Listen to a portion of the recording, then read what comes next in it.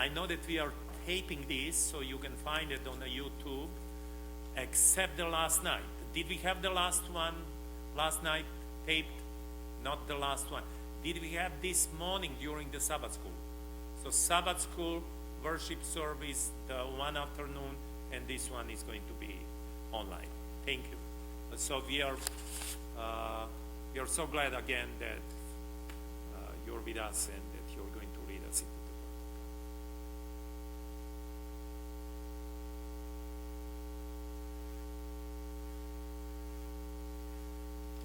Thank you, and good afternoon to each one of you again.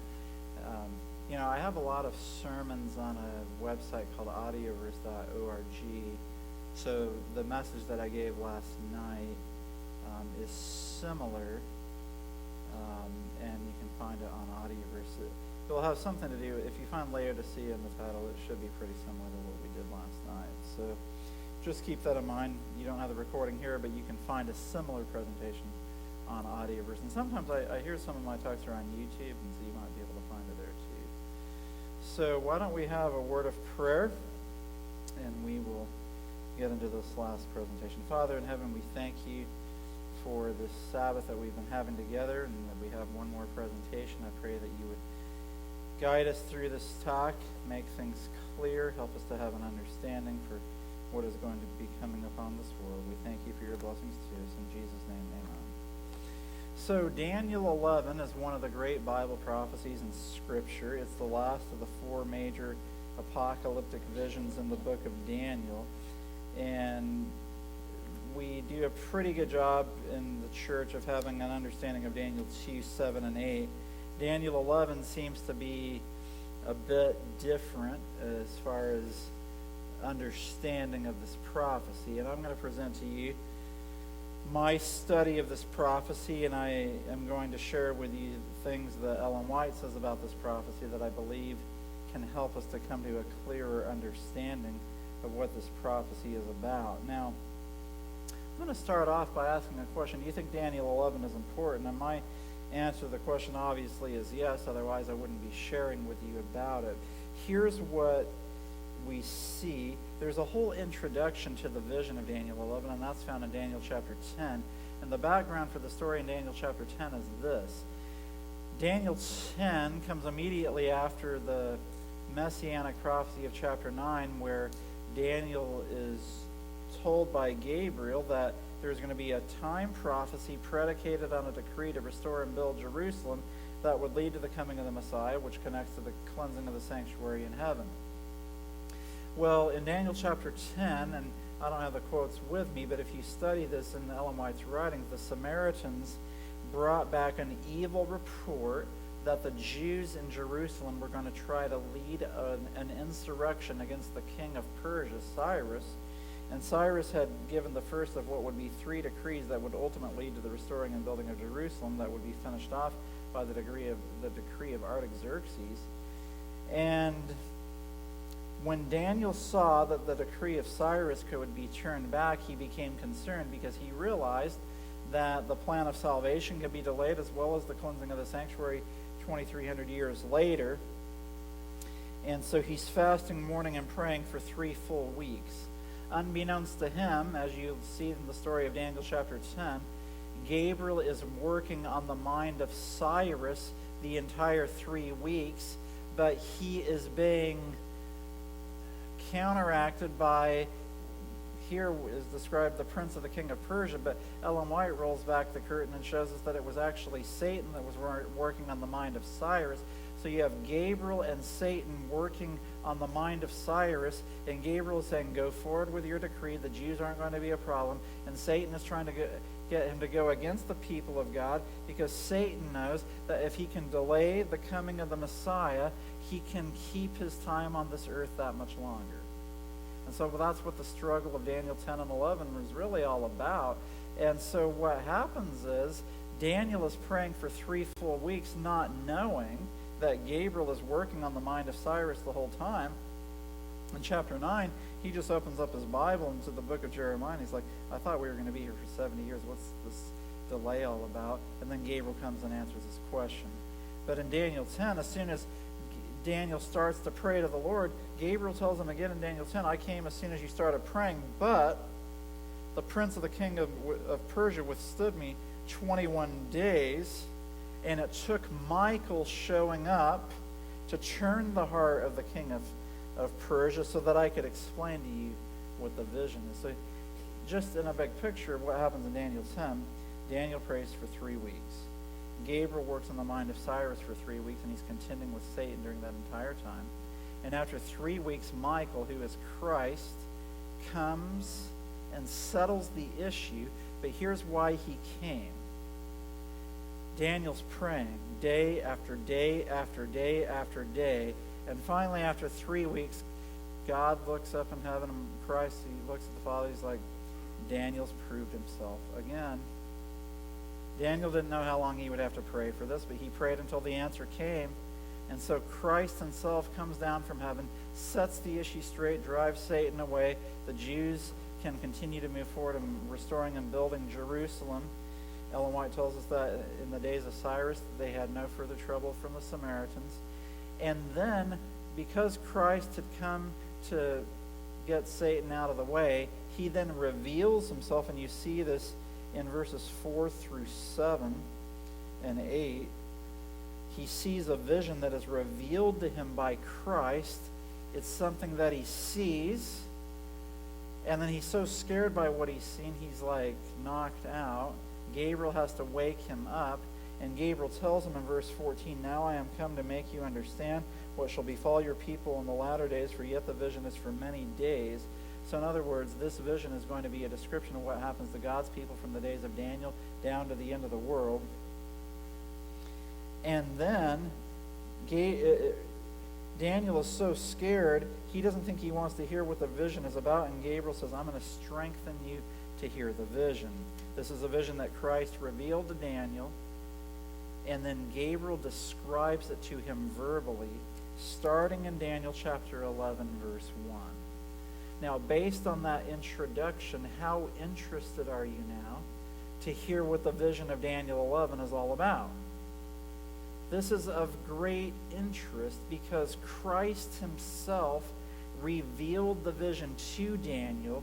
Daniel saw it in vision, and then Gabriel then explains it to him, starting in verse 1 of chapter 11. So then we see that when we come to the end of the vision, that Christ and Gabriel are there to explain things further to him. So Christ is present for the vision and for the description of it. So that makes this vision of great importance. Now, one thing I'm going to do now, and this is kind of a busy slide, and I realize that it's the print may be small enough that you may not be able to see what's on the slide. That's okay, don't worry about it. Here's what I want you to get from this slide, and this is something that is certainly worth paying attention to. What this slide shows, though, are the 4 major apocalyptic visions of Daniel. Daniel 2, Daniel 7, Daniel 8, and Daniel 11. And in a nutshell, this is what we know about the book of Daniel. Daniel means God is my judge. It's a book about judgment. And when you come to the end of each of the 4 major visions, there is an element of judgment that takes place after each of the 4 visions. In Daniel 2, a stone strikes the image, becomes a great mountain, fills the whole earth. It's a judgment on the kingdoms of this earth. Christ comes and sets up his kingdom. Daniel 7, you have the sequence of kingdoms again. And in Daniel 7, rather than the second coming, you have a description of the judgment beginning in heaven, where the books are open and the court is seated. Daniel chapter 8, you have sequence of kingdoms. But rather than it describing the judgment, it describes the 2300 days where the sanctuary will be cleansed. And in Daniel 11, which is what we're going to discuss today, there is a sequence of kingdoms followed by Michael standing up and probation closing. Now here's what I want you to look at briefly. First of all, Daniel 7 and 8, with the beginning of the judgment and the cleansing of the sanctuary, takes us to 1844. Daniel 2 and Daniel 11 Daniel 2 takes us to the time of the second coming, which is yet future, and Daniel 11 takes us to Michael standing up in chapter 12, verse 1, which is the close of probation, which takes place just before Jesus comes back, and that's also in the future. So here's the focal point of prophetic history that Daniel, the book of Daniel, is pointing us to. Yes, it shows us the sequence of the kingdoms of this earth, but what it's saying is that the focal point of prophetic history is between 1844 and the second coming. Do you see that? So the judgment, the cleansing of the sanctuary start in 1844, and close of probation and the second coming of Jesus happens sometime after that. So basically, the focal point of prophetic history is between 1844 and the second coming. That's what Daniel is trying to show us. Here's the other thing that's very fascinating. And if you don't remember anything else about what you hear today, what I'm going to say next is something that is very worth listening to, because there's a lot of stuff in Daniel 11 that's busy, but this is worth listening to. Daniel 2 shows us that Jesus is coming again. But Daniel 7 shows us that in order for Jesus to come back, there must be a judgment in heaven first. Daniel 8 then shows us that in order for the judgment in heaven to be finished, the sanctuary in heaven must be cleansed. And Daniel 11 shows us that when the sanctuary in heaven is cleansed, Micah will stand up, probation will close, and Jesus will come back. That's the big picture of Daniel. Daniel 2, Jesus is coming again. Daniel 7, there must be a judgment in heaven first. Daniel 8, in order for the judgment in heaven to finish, the sanctuary in heaven must be cleansed. Daniel 11, when the sanctuary in heaven is cleansed, Michael stands up, probation closes, Jesus comes back. So when I look at Daniel chapter 11 and I look at the last few verses, which talks about the king of the north entering into the glorious land, and there's some other issues that take place, and then the king of the north plants the tabernacles of his palace between the seas and the glorious holy mountain. I don't see a Middle East regional conflict. What I see is the struggle that God's people go through to have sin removed from their lives, that the sanctuary in heaven is being cleansed in heaven above. God's people are being purified from sin on this earth. And so the last few verses of Daniel 11 are actually describing the purification of God's people through the final crisis of Earth's history, rather than a Middle East regional conflict. Because the other chapters, the other apocalyptic visions in Daniel are not describing Middle East regional conflict at the end of the world. The other chapters in Daniel, Daniel 2, 7, and 8, are describing what happens so that the saints of the Most High can possess the kingdom. And Daniel 11 at the end is describing how the saints of the Most High gain a character that will allow them to possess that kingdom. So I know there's different interpretations of Daniel 11 that are out there, and they're by well-meaning people that are not going to be lost for their views on Daniel 11. They're nice people. But I believe that their views are misguided because they're setting up a unique version of prophecy that is found only in their interpretation, only in Daniel 11, but not in Daniel 2, 7, or 8. But what I'm sharing with you is consistent with the other visions of Daniel. So that's just a brief overview. So if you don't remember anything else, here's what you should remember. Daniel 2 shows us that at the end of the kingdoms of this earth, Jesus is coming again. Daniel 7 shows us that after the kingdoms of the earth, there is a judgment in heaven. Daniel 8 shows that after the kingdoms of this earth, the sanctuary in heaven is going to be cleansed. Daniel 11 shows us after the kingdoms of this earth, probation closes. And when you put all of that together into one big picture, what we see is that Jesus is coming again, but there must be a judgment in heaven first, and that won't finish until the sanctuary in heaven is cleansed. When the sanctuary in heaven is cleansed, Michael stands up, probation closes, and Jesus comes back. So when you see the big picture of Daniel, now you can start to fill in the detail that's harmonious with the big picture. A lot of times we try to make the detail fit with the big picture, and we get off on wrong presuppositions that take us into weird places. So that's just something to think about when we look at the big picture of Daniel. So we're going to look at a few highlights. The first 30 verses, we see Darius the Mede in verse 1. We see Xerxes in verse 2, Alexander the Great in verse 3, the division of Greece into 4 sections after Alexander's death in verse 4. And I'm not intending for this to be a history presentation because I'm really going to be looking at the last 15 verses. That's the main point of what we're going to look at today. These are just some highlights. But if you look at this screen, you see the 4 divisions. Ptolemy's in the south down in Egypt. Seleucus is up to the north. Now, that yellow star in the middle is the territory of the glorious land. So you have Seleucus to the north, Ptolemy to the south, and the other two generals, Lysimachus and Cassander, they were eventually conquered by Seleucus. So Seleucus becomes the king of the north. Ptolemy becomes the king of the south. And guess who gets caught in the middle? God's people. And that's what happens at the end of the world as well. God's people will get caught in the middle. And the names for the king of the south were always Ptolemy. The names for the king of the north were either Seleucus or Antiochus. Some of you may have heard of Antiochus Epiphanes, who some say is the little horn. He was one of the kings of the north. He ruled for about 6.5, 7 years. And they said, see, that's about 2,300 days, but that's not possible because the little horn or the ram waxed great, the he-goat waxed very great, and the little horn waxed exceeding great. Medo-Persia was for 200 years, Greece was for 200 years, and then you're going to tell me a guy that was for 6 years is greater than those kingdoms? That makes no sense. So just keep that in mind.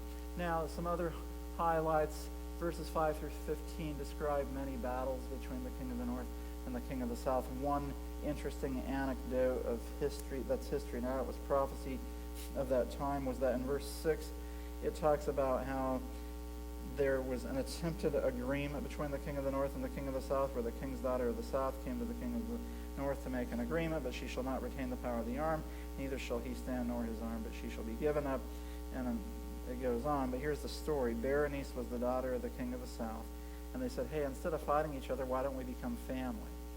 So the king of the south sent Berenice's daughter to marry Antiochus. He was already married to Laodice. I mentioned this last night. Laodice is the woman for whom the city Laodicea is named after. So Antiochus puts Laodice away and says, I'm going to marry Berenice. And he already had a son with Laodice. After 2 years, he gets tired of Berenice and said, I think I like Laodice better. So he puts Berenice away and brings Laodice back. Laodice, of course, doesn't trust him, so she has him poisoned to death. And then she has Berenice put to death and Berenice's son, because Laodice wanted to make sure that her son would be the king. That whole story is prophesied in verse 6 of Daniel 11. The reason I tell that story is that if that story was so accurate, you better believe that everything else that comes after that is just as accurate.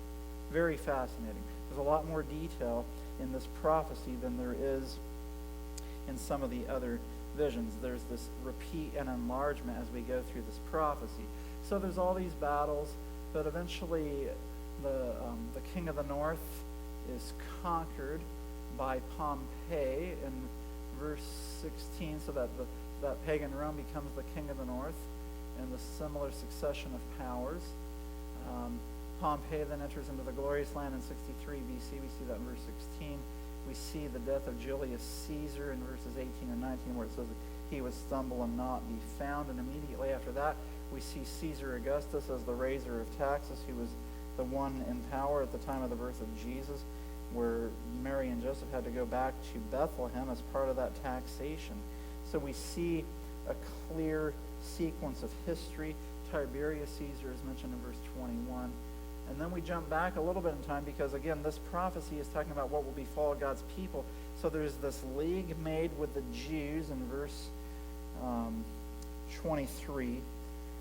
And that takes us back in time to 161 BC, and we move forward where there's this final struggle between the king of the north, Caesar Augustus, against the king of the south, which is Mark Antony and Cleopatra, which is interesting. Mark Antony had been married to Caesar Augustus' sister Octavius, and he went down on king's business to Egypt, and he ran into Cleopatra, who was a beautiful woman. She had had a relationship actually with Julius Caesar earlier. She meets Mark Antony. Mark Antony leaves his alliance with Caesar Augustus, aligns himself with Cleopatra. He becomes the king of the south. They have this final battle known as the Battle of Actium in September 2 of 31 BC.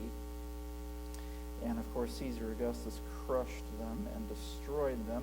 And that's the last we hear of the king of the south until verse 40. Now, Ellen White has a few things to say, because through verse 28, 29, that takes us through some of the history that we're less familiar with.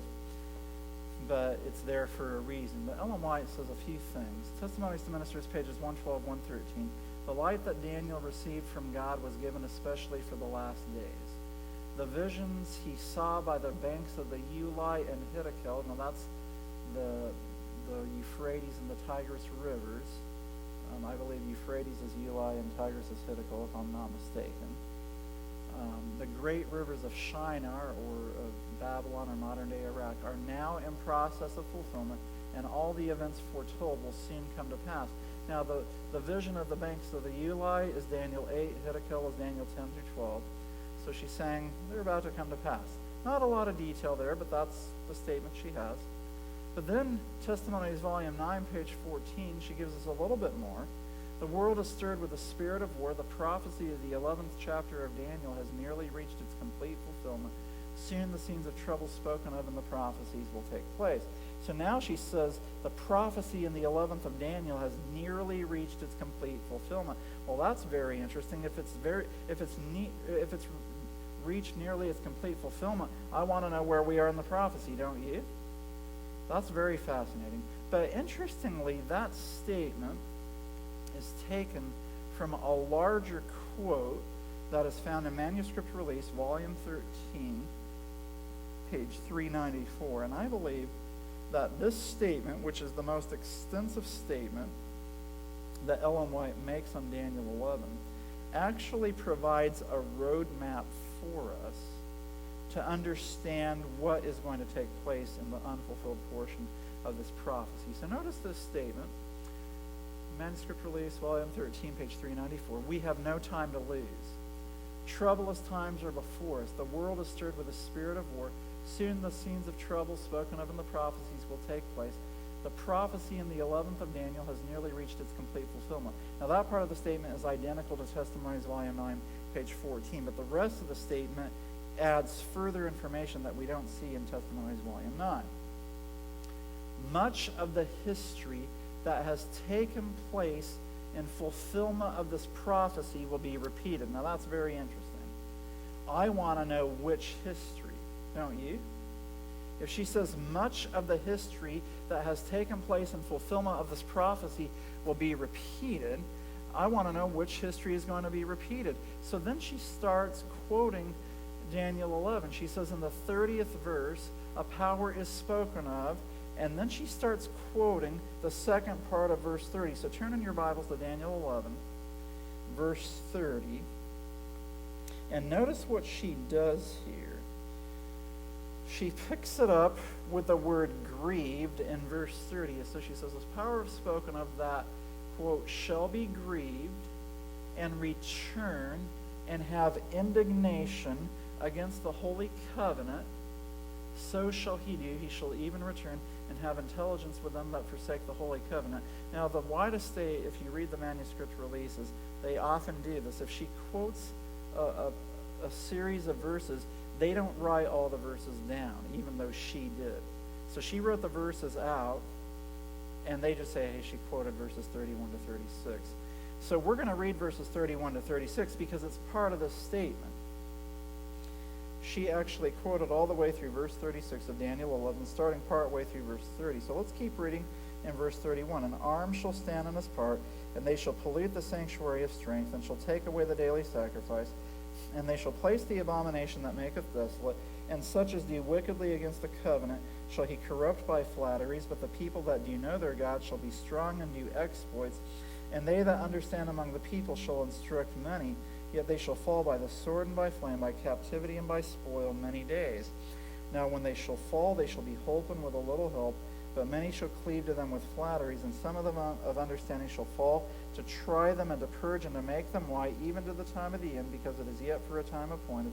And the king shall do according to his will, and he shall exalt himself and magnify himself above every god, and shall speak marvelous things against the God of gods, and shall prosper till the indignation be accomplished, for that is determined shall be done. So Ellen White wrote out all of that. Now let me ask you a question.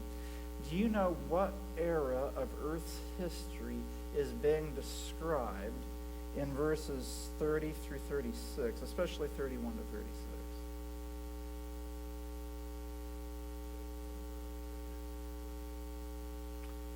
So Tiberius was back in verse 21.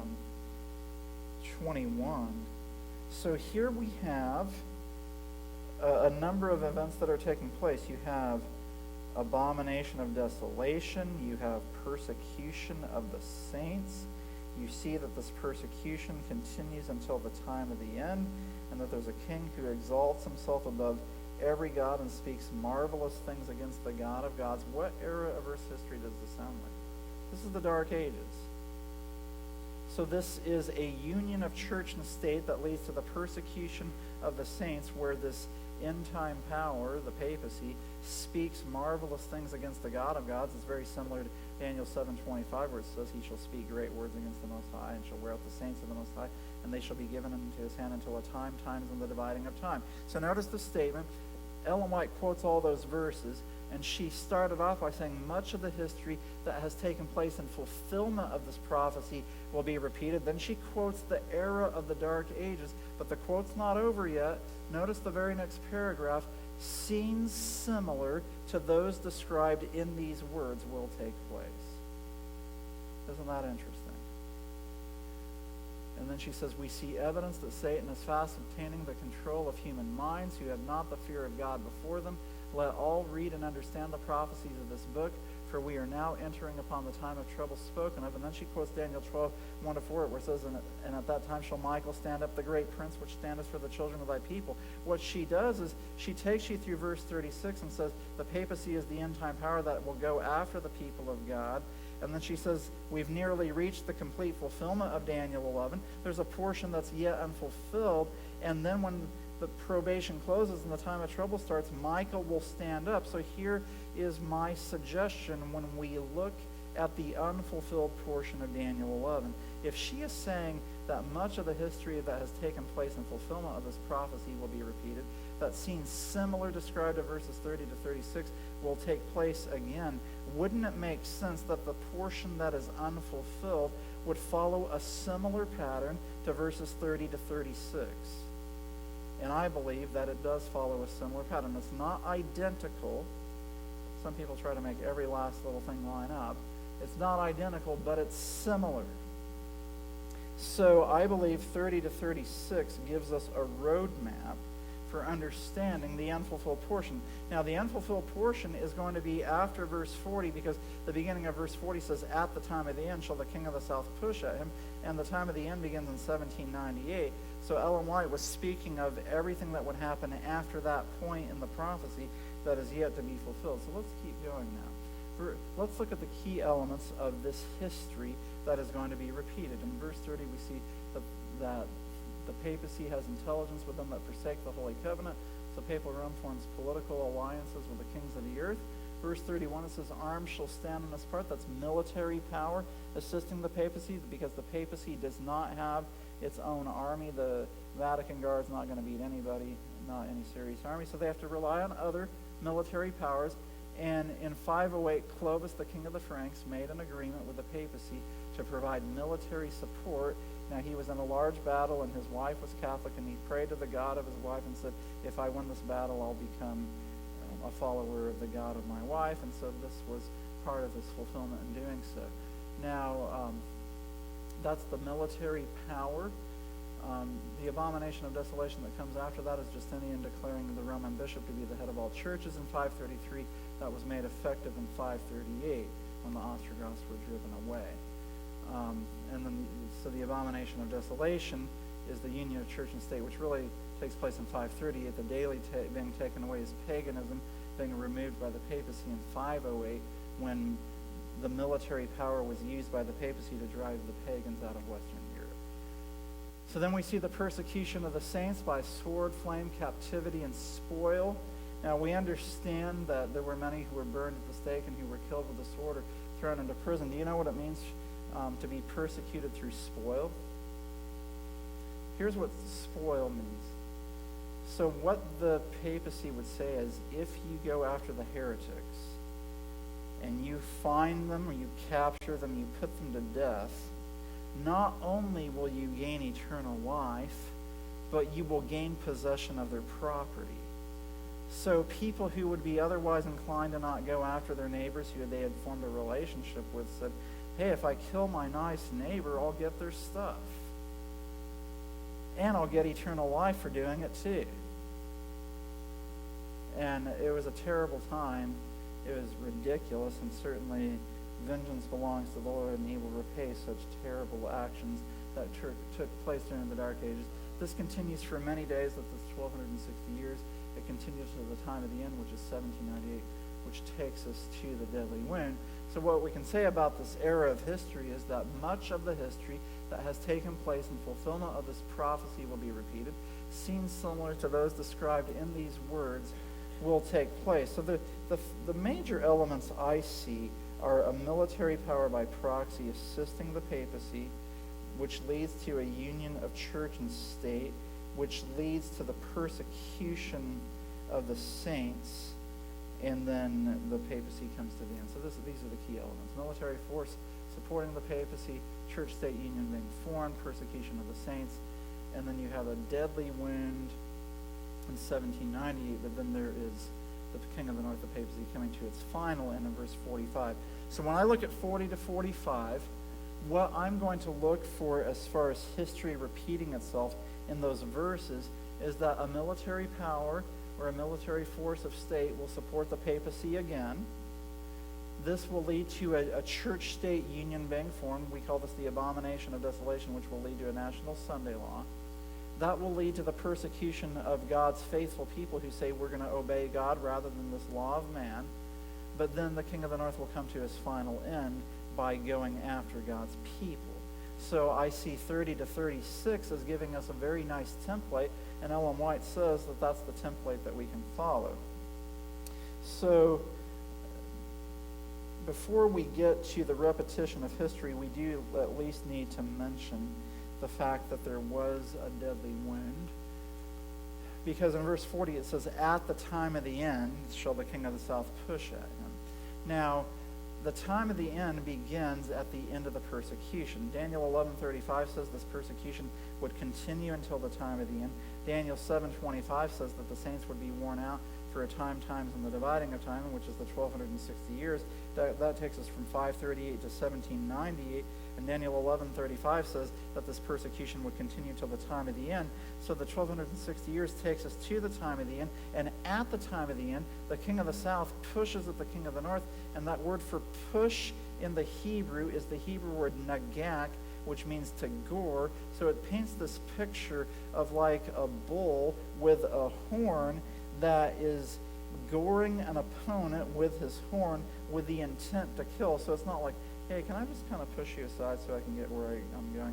No, this is an attack with the intent to kill. So the king of the south makes a comeback in verse 40. Now there's different interpretations of who the king of the south is. And here we are in 1798. And the question is, can we show from the Bible that France, who delivered the deadly wound of the papacy, is a good description of Egypt? Because Egypt was the king of the south in the first 30 verses, Ptolemaic Egypt.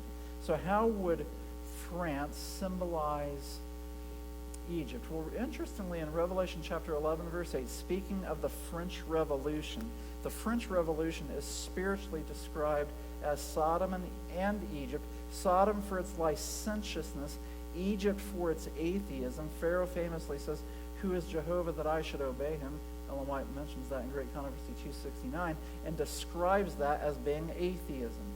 So we show from Scripture that atheistic France is the king of the south. Now I'm aware of the fact that the French Revolution came to its end in 1797, but the spirit of atheism continued forward because after France, the king of the south continued as the communist Soviet Union in Eastern Europe.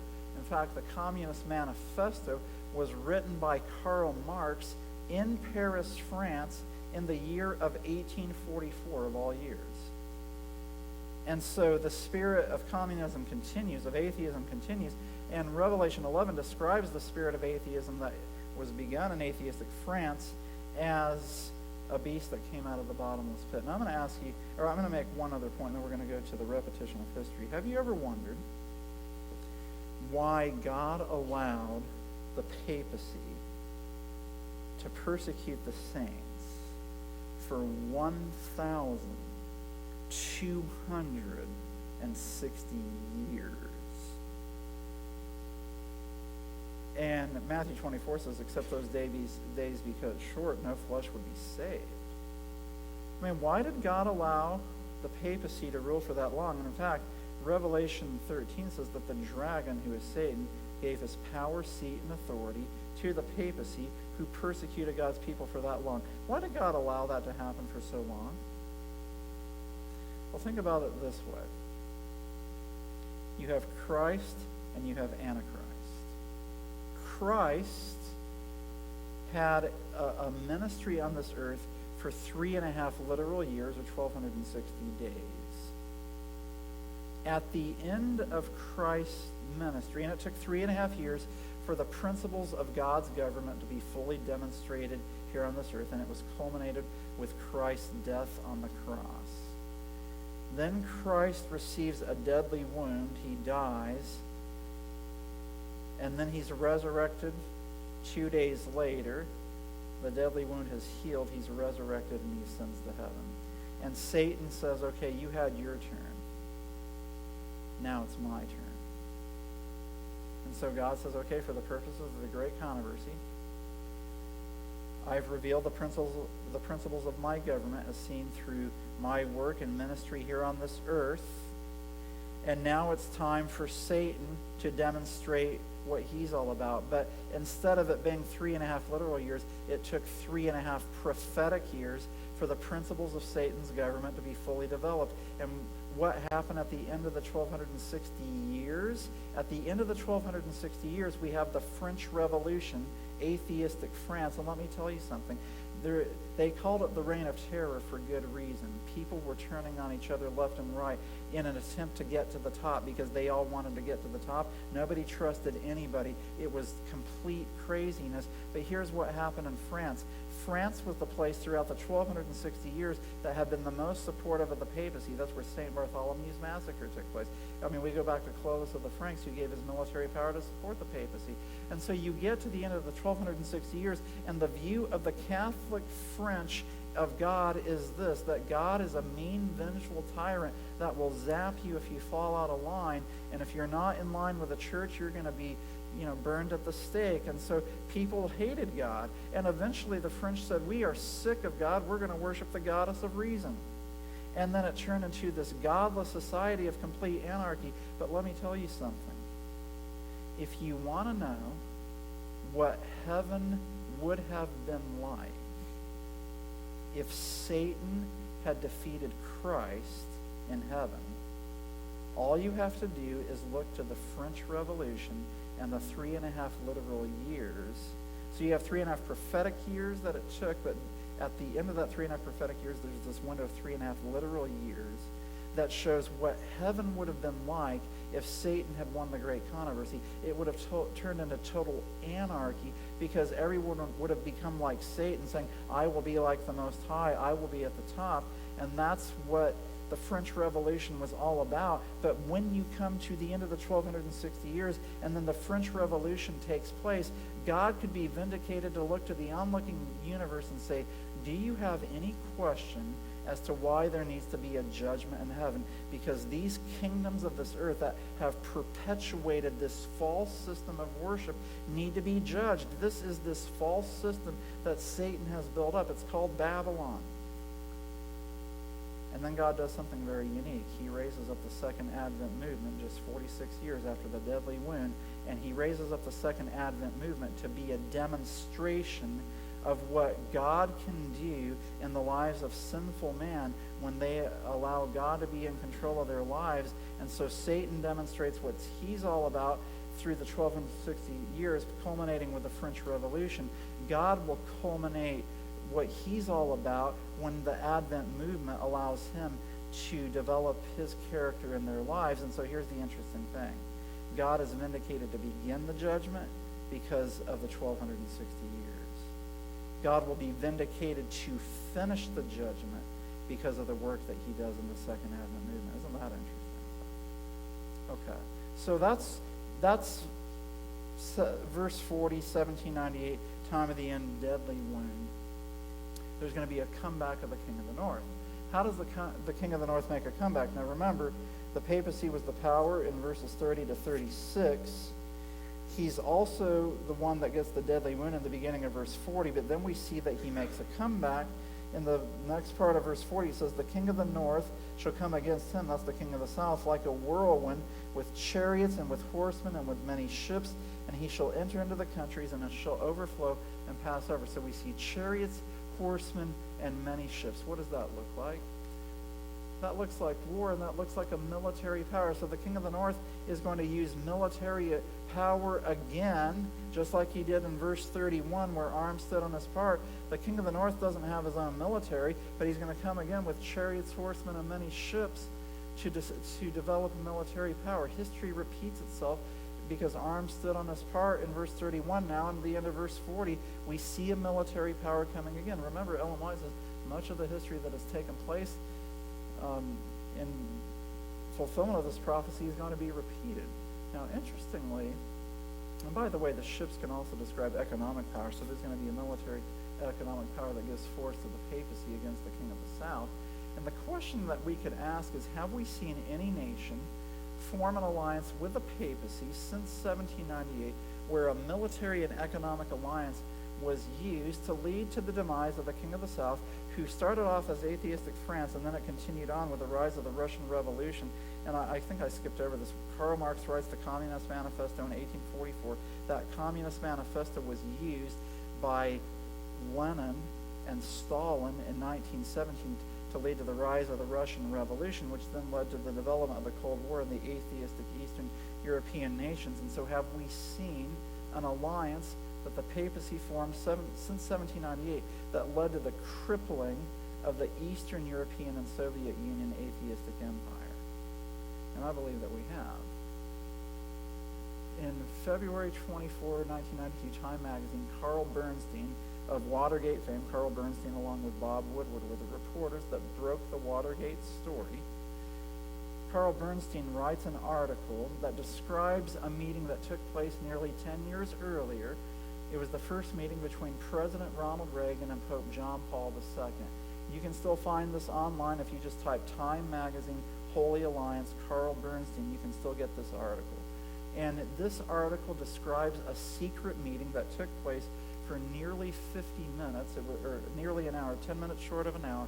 It's one of the great secret alliances of all time where the President of the United States and the Pope, this is amazing stuff. This is the first and the second beast of Revelation 13. The leaders of these beast powers getting together and discussing in their meeting how they would use the political influence of the papacy in Europe and the military and economic power of the Western superpower, the United States, to lead to the downfall of the Soviet Union. And their first strategy was to develop what was called the Solidarity movement in Poland. You may remember Lech Walesa. And the Solidarity movement was an entering wedge that was used by the papacy in the United States to develop, and by the way, this isn't necessarily a bad thing. They wanted to reintroduce democracy to Eastern Europe, so that's not bad. The bad thing is that church and state were uniting to accomplish this means. That was the problem with it. And so the papacy and the president come together, and so you have the iconic moment of Reagan's presidency 5 years after that first meeting, where he stands in front of the Brandenburg Gate of the Berlin Wall and he says, "Mr. Gorbachev, tear down this wall." And sure enough, 2 years later, the Berlin Wall came crashing down. I mean, I was only 12 years old when it happened. I mean, I think I look around here and I think most of you were alive when this happened. Sometimes I talk to places and these young people are like, yeah, I don't remember that. I'm like, wow, okay. I mean, I knew as a 12-year-old this was massive. This was historic, and it was prophetic, because this was a crumbling of the King of the South's power in Eastern Europe.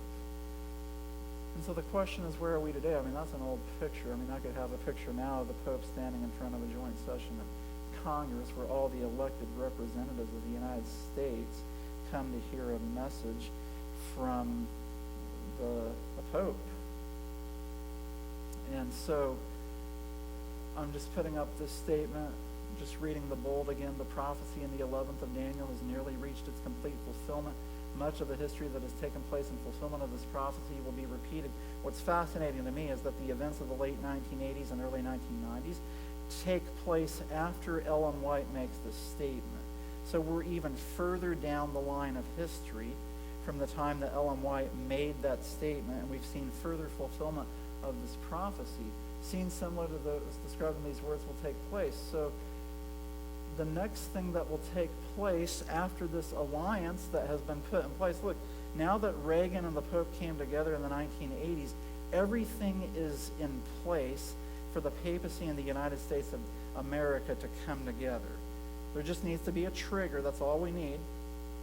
There's going to be some kind of a calamity that will lead to a trigger, and that trigger is going to lead to a church-state union being formed, which is the National Sunday Law, and that's Daniel 11, verse 41, where the King of the North enters into the glorious land. So let's look at that. Daniel 11, verse 41 says, the king of the north, shall enter also into the glorious land, and many countries shall be overthrown. By the way, that word countries is supplied, so it really should read, he shall enter also into the glorious land, and many shall be overthrown.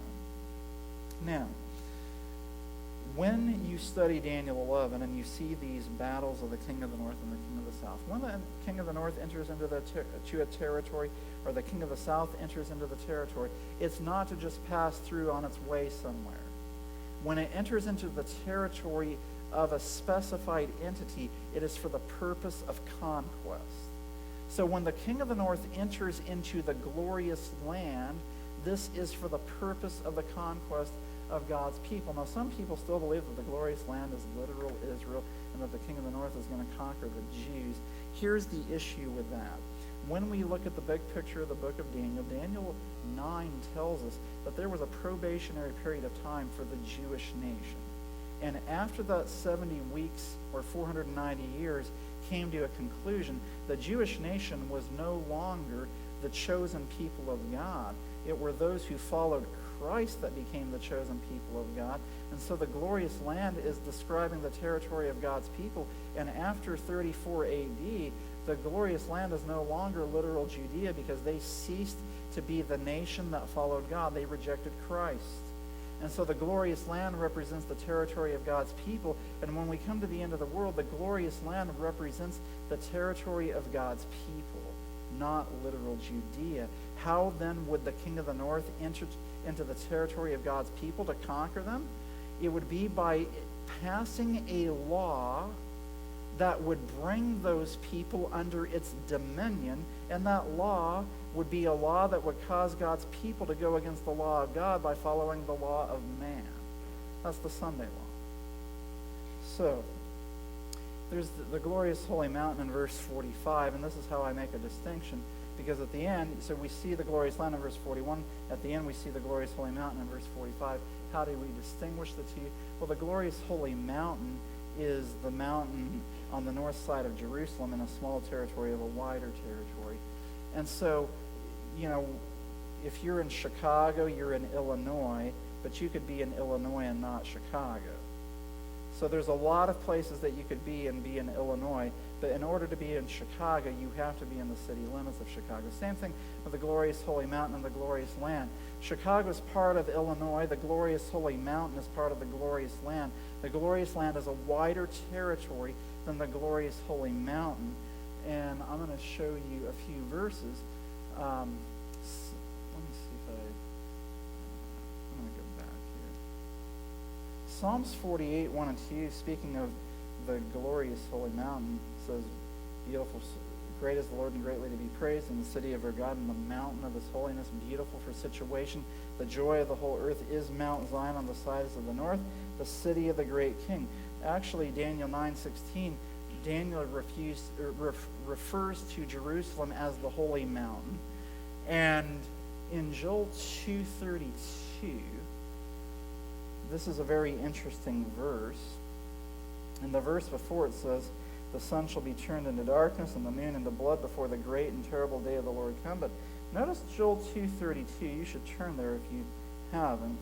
But Joel 2:32 says, it shall come to pass that whosoever shall call on the name of the Lord shall be delivered. For in Mount Zion and in Jerusalem shall be deliverance, as the Lord hath said, and in the remnant whom the Lord shall call. So here's the thing. Mount Zion is the glorious holy mountain. And interestingly, it says, those who call on the name of the Lord shall be delivered. This is very similar to Michael standing up, and it says, at that time thy people shall be delivered, every one whose name is found written in the book. So there's this deliverance of God's people that takes place at the end of the world. When Michael stands up, he's standing up to deliver his people.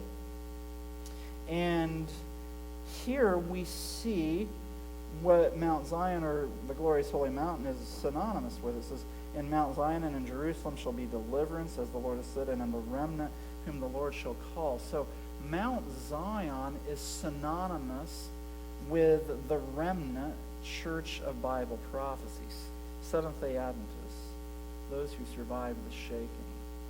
Spiritual Mount Zion are those who stand with the Lamb in Revelation 14.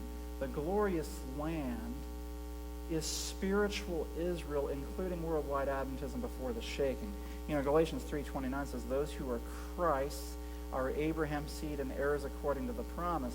So the papacy tries to go after all of Christianity who are following God to the best of their knowledge, including worldwide Adventism, and he tries to get to them to receive the mark of the beast through a Sunday law. And it says many will be overthrown, so many Seventh-day Adventists as well as other Christians will be overthrown during the time of the Sunday law crisis. The King of the North entered into the glorious land as the national Sunday law. This is the abomination of desolation. This is history repeating itself, because 30 to 36 you see a military power assisting the papacy, and then church and state unite. We see at the end of this prophecy a military power assists the papacy, and then church and state will unite, and church and state unite when you get a Sunday law, and seemingly many Seventh-day Adventists and many other Christians will be overthrown by this Sunday law, where the King of the North enters into the territory of God's people for the purpose of conquest. You know, Ellen White says in Great Controversy 608, as the storm approaches, a large class who have professed faith in the third angel's message but have not been sanctified through obedience to the truth abandon their position and join the ranks of the opposition. That's such a sad statement. But notice, those who are not sanctified will abandon the ranks. Listen, friends, if you're not being sanctified on a day-by-day basis, you are setting yourself up to receive the mark of the beast. People will quote Ellen White and say, oh, sanctification is the work of a lifetime, so I'll never get there. But that's not what that quote means. That means that every day we surrender anew to the Lord, because every day is a new day where we fight the good fight of faith in the strength of the Lord. And so it says, by uniting with the world and partaking of its spirit, they have come to view matters in nearly the same light. And when the test is brought, they are prepared to choose the easy, popular side. Men of talent and pleasing address, who once rejoiced in the truth, employ their powers to deceive and mislead souls. Listen, if you have a tendency to choose the easy, popular side, even if it's not in line with Bible truth, you're preparing yourself to receive the mark of the beast. Be careful. There's 4 stages to the Sunday law. It begins in verse 41. It culminates in verse 45. You start off with this command to refrain from working on Sunday. Ellen White tells us that's a time when we can go out and do missionary labor and warn people of what's coming. But then things escalate to where we are commanded that you can still worship on Sabbath, but now you need to honor Sunday and go to church on Sunday as well. Then it escalates to you cannot worship on Sabbath. You can only worship on Sunday, and if you don't, we will fine you and put you in prison. And finally, there's the death penalty to those who worship Sabbath and disregard Sunday. Now, I'm not going to spend a whole lot of time on some of these other elements, but I'll just mention that even though many are overthrown when the King of the North enters into the glorious land, it says these will escape out of his hand, even Edom and Moab and the chief of the children of Ammon. If you go to Isaiah 11, this is easy to remember, Daniel 11, Isaiah 11, it talks about how God is going to recover the remnant of his people the second time through an ensign, which is the Sabbath. And it says the Edomites, Moabites, and the chief of the children of Ammon will obey him. I believe that this represents heathen people who are aware of God but are not followers of God, who will come out and respond to the loud cry message. They're not part of the people of God. The Edomites were The descendants of Esau, they never followed God. Moabites and Ammonites were the descendants of Lot through his daughters. They never followed God, but they knew about God. And when this final crisis comes and they see God's people giving the loud cry message, they will follow. Then we see there's Egypt, Libya, and Ethiopia. So we'll just go through this quickly. Verse 42, he shall stretch forth his hand also upon the countries, and the land of Egypt shall not escape. Now remember, the land of Egypt was the territory of the king of the south, and the king of the south at the end of the world symbolizes atheism. What's the largest country in the world that still promotes an atheistic model? China. So we still have China to deal with, and there's a few other things, Vietnam, Laos, Cuba. But here's the thing, when the final crisis hits, remember Revelation 13, when describing the Sunday law mark of the beast crisis, it says, he will make fire come down from heaven on the earth in the sight of men. Atheists live by sight and not by faith. When they see supernatural manifestations, which are going against the Word of God, but they don't know about the Word of God, they just live by sight and not by faith, they're going to say, seeing is believing. There's no such thing as an atheist in a foxhole. And so all of these atheistic nations are going to fall in line. That's the land of Egypt. And then the Libyans and the Ethiopians, you may remember that I mentioned briefly there was this final battle between the king of the north and the king of the south, Caesar Augustus versus Cleopatra and Mark Antony in 31 BC, the Battle of Actium. The Libyans and the Ethiopians were a last line of defense for Mark Antony and Cleopatra. The Libyans and the Ethiopians, I believe, have aligned themselves politically with the atheistic nations through the years. And if you look at this geopolitically through the last 30, 40 years, it's been the Islamic Middle Eastern nations that sided with the communist Soviet Union against the Western nations. And so I know some people turn Islam into the king of the south and all of that. I don't see them as a major player. I see them as an ancillary player who will fall into line with the papacy. They were supporters of the atheistic nations, and they're going to fall right in line with the papacy as well. And then verse 43, it says, he shall have power over the treasures of gold and of silver and over all the precious things of Egypt. That's talking about how no one will be able to buy or sell, because the papacy will have complete control over the monetary power of all the money of the world. Okay, so now we're almost to the end. It says, verse 44, but tidings out of the east and out of the north shall trouble him. Therefore he shall go forth with great fury to destroy and utterly to make away many. So here's the thing. When the papacy comes down through the territory of the glorious land, and he passes a Sunday law, and many are overthrown, and he passes through, and then the Libyans and the Ethiopians and Egypt fall into line. In the Hebrew mind in that time, this is symbolic language now, but in their mind, if you have control of all of the territory to the north of the glorious land, and you've conquered the glorious land, and you've conquered Egypt, and the Libyans and the Ethiopians that are at your steps, in the mind of the Hebrew, you have conquered the whole world. And so seemingly the papacy has conquered the whole world. It says, as Revelation 13 says, all the world wonders after the beast. But then verse 44 says, not so fast, papacy. Tidings out of the east and out of the north shall trouble him. Therefore he shall go forth with great fury to destroy and utterly to make away many. When it says he shall go forth with great fury to destroy and utterly to make away many, this is a repetition of history of the persecution of the saints. Remember, military power assists the papacy, followed by union of church and state, followed by the persecution of the saints. And the persecution of the saints is in response to the loud cry message that ascends from the east.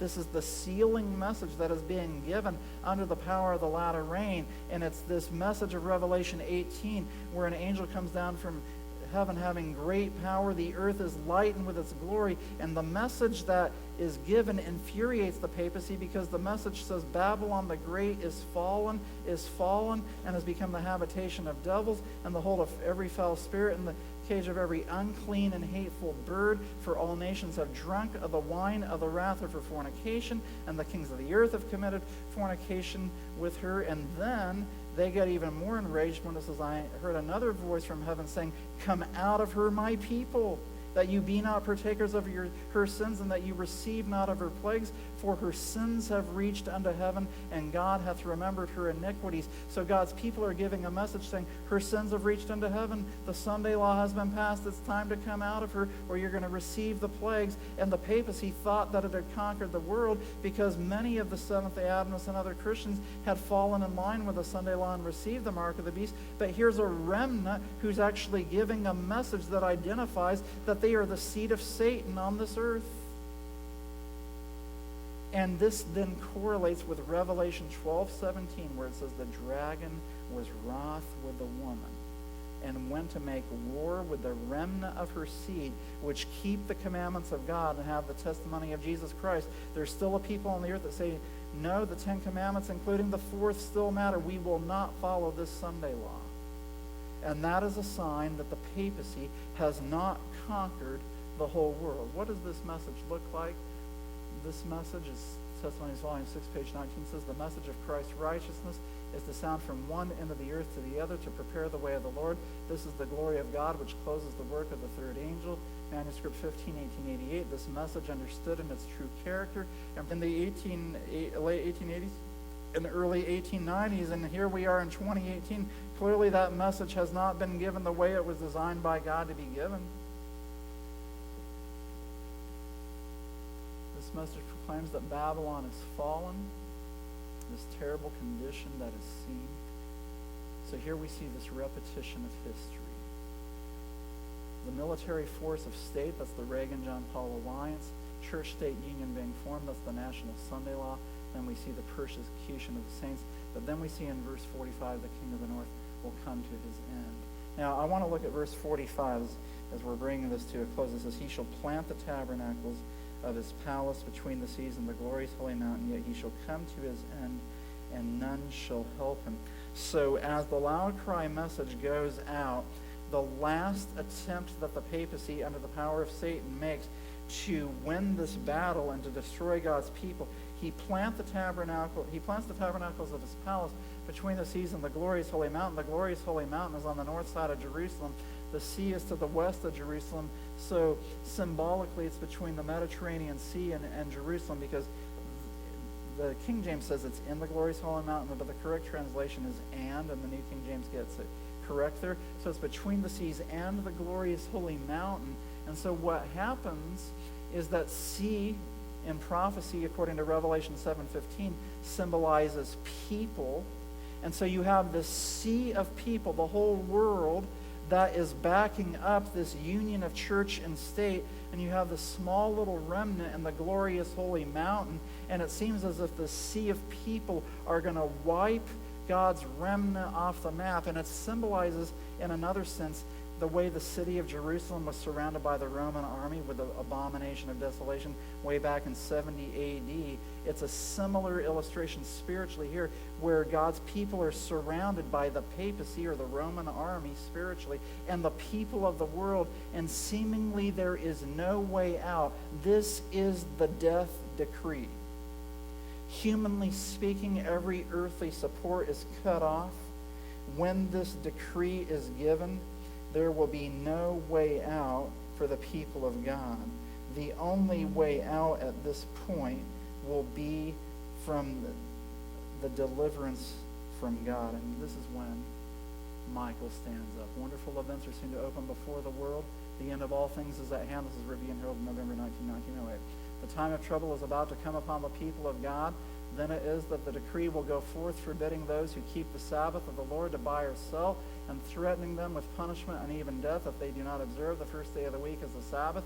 And at that time, so notice this shows us that the planting of the tabernacles of the palace between the seas and the glorious holy mountain is the death decree, because it says, at that time shall Michael stand up, the great prince, which standeth for the children of thy people, and there shall be a time of trouble, such as never was since there was a nation, even to that same time. And at that time thy people shall be delivered, every one that shall be found written in the book. Now, I just have 3 or 4 more slides, and this is what I'm going to show you. When Michael stands up, Michael is standing up because he had been seated. And if we can figure out what he was doing while he was seated, we could understand what he has finished so that he can stand up. Here's the other thing that's very interesting about Michael, who is Christ. Michael is only found in 4 places in the Bible, 4 chapters. And chronologically, according to the history of the universe, the first time is Revelation 12:7, where it says there was war in heaven. Michael and his angels fought against the dragon, and the dragon fought and his angels, and prevailed not, neither was their place found any more in heaven. The second place chronologically is Jude verse 9, where it says, Yet Michael, when contending with the devil, he disputed about the body of Moses, durst not bring against him a railing accusation, but said, The Lord rebuke thee.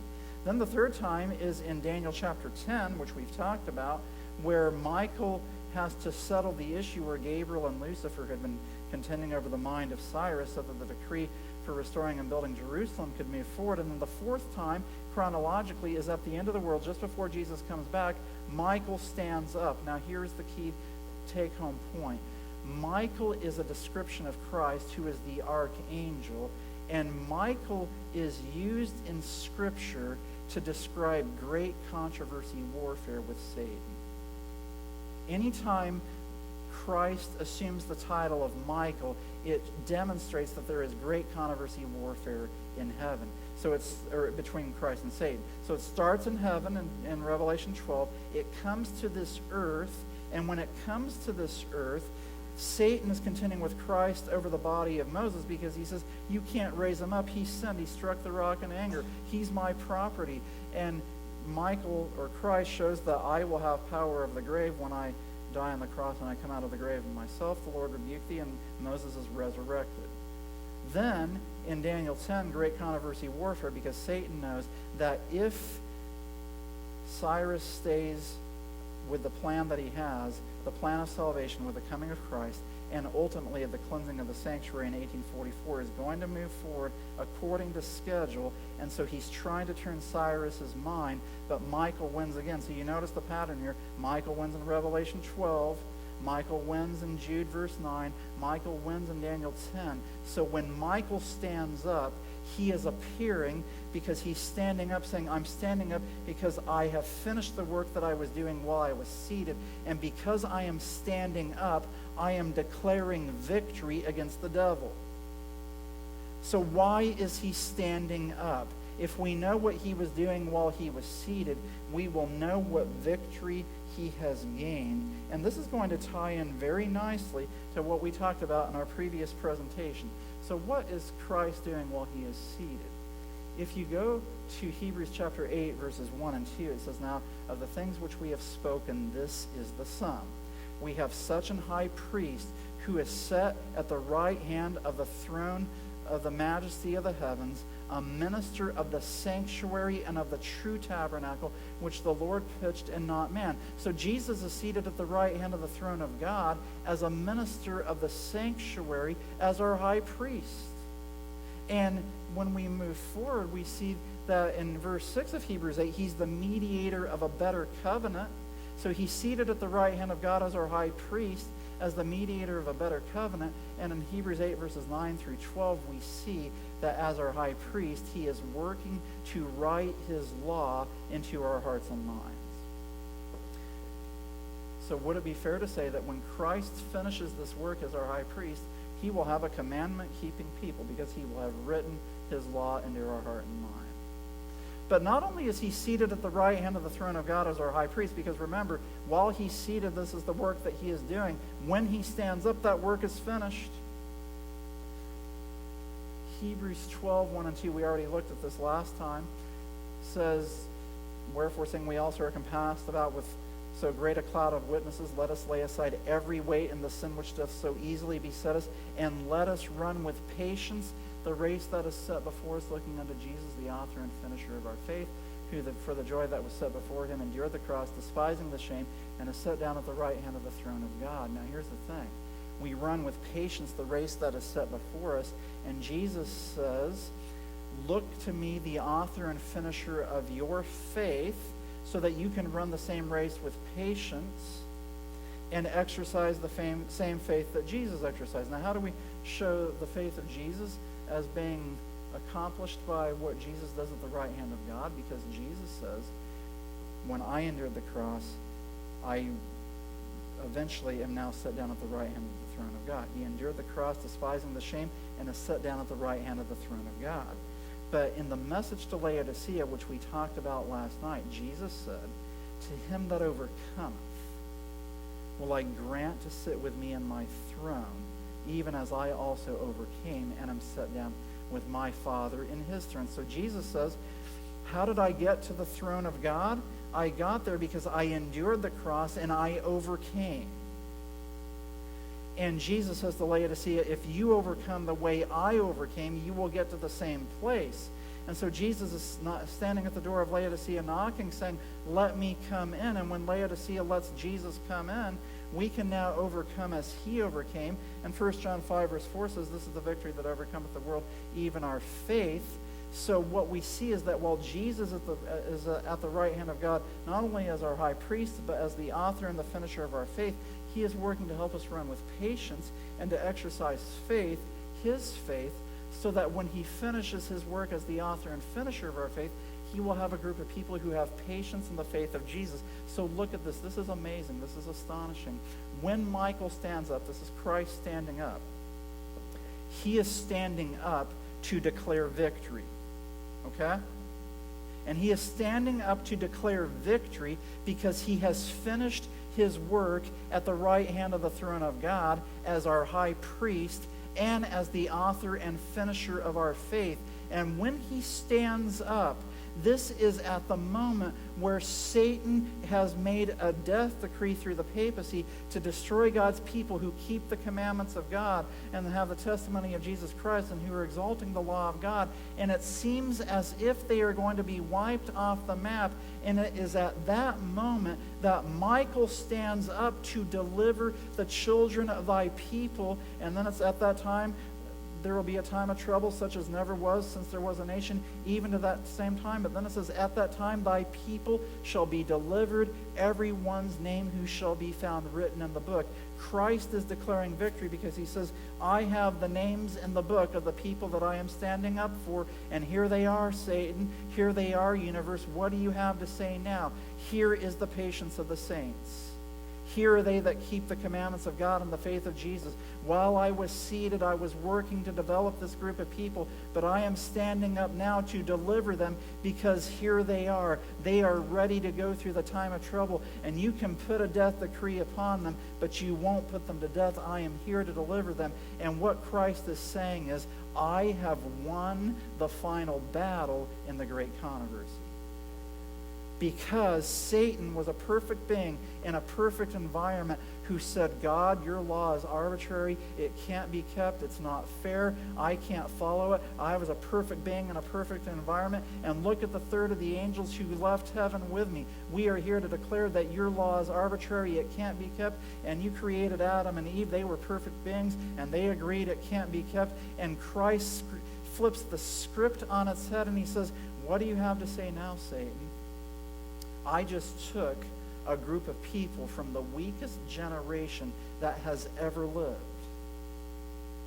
and I have developed them into the likeness of my character from my work at the right hand of the throne of God. And when we tie it into our last talk, this was the seed that Jesus planted at the cross so that he would have a harvest who would be his demonstration in the great controversy to say, Satan, your charges are all wrong. Here they are. Here are a group of people that are just like me in the worst of circumstances in the history of the universe that could be possible. Your charges are completely baseless, Satan. And when Christ or Michael stands up, he is declaring victory, and the charges of Satan against God are silenced forever by the work that Christ has completed from the right hand of the throne of God.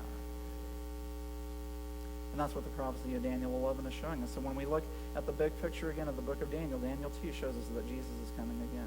Daniel 7 shows us that in order for Jesus to come back, there must be a judgment in heaven first. Daniel 8 shows us that in order for the judgment in heaven, the sanctuary in heaven must be cleansed. Daniel 11 and 12 shows us that when the sanctuary in heaven is cleansed, Michael stands up, probation closes, because Christ has won the final battle in the great controversy, and then Christ comes back to deliver his saints, who will then possess the kingdom of the Most High, as Daniel chapter 7 says. That's what the book of Daniel is pointing us to. And I want to be among the ones that Michael stands up for.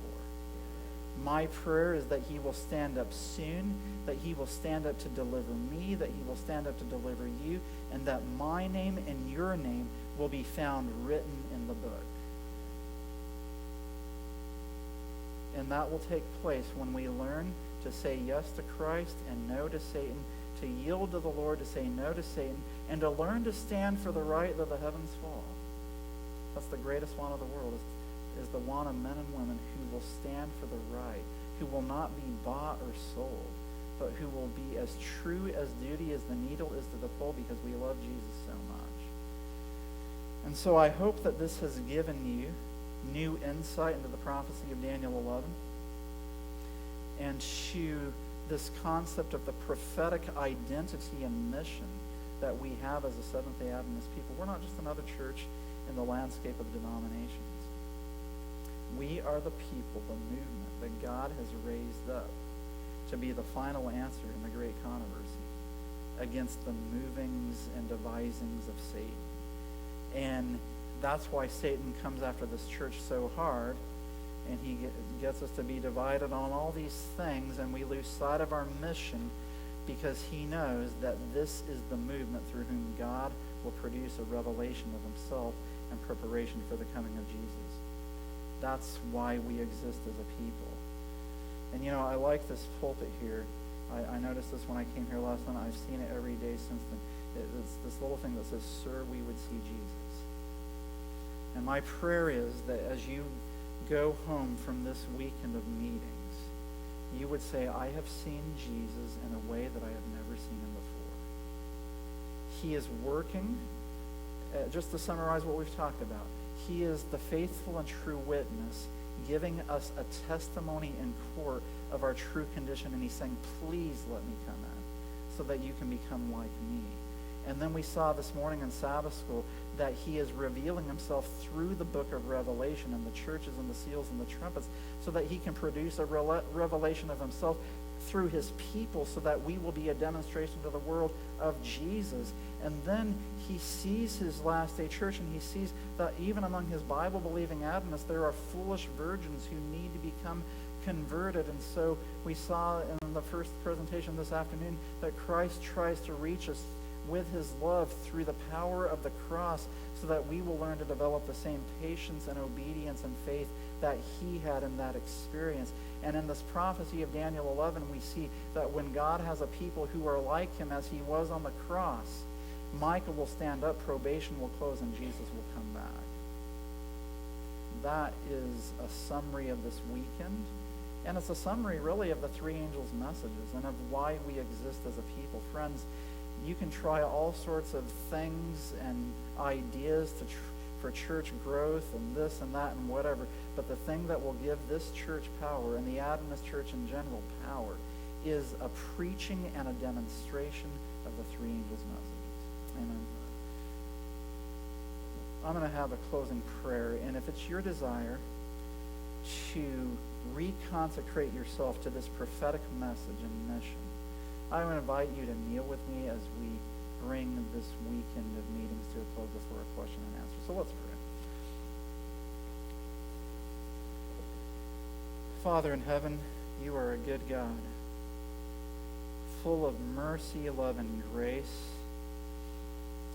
And somehow you have committed the oracles of God unto us, as undeserving and as weak as we are. Lord, I pray that you would forgive each one of us for where we've fallen short of the glory of God, and that with what we have heard this week, and we would have a desire to fully surrender to Jesus and to be like him in character fully and completely. Thank you for this prophetic message that you have given to us. May we learn to find Jesus in prophecy. And may this revelation and discovery lead to a change of heart, to a change of character, so that we will be like him.